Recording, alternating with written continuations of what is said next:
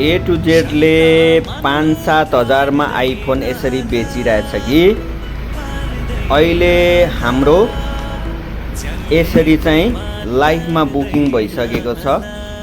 4वटा दिशाबाट यो 8-10 पिस चाहिँ एकैचोटि बुकिङ भएको छ। हेर्नु सक्नुहुन्छ।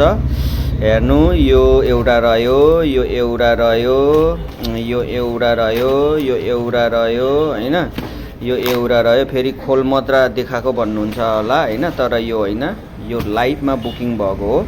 उहाँहरूले चाहिँ ए टु जेड मोबाइल सेन्टरलाई चाहिँ फुल्ली विश्वास गरेर यसरी बुकिङ गरिदिनु भएको छ 4वटा दिशाबाट।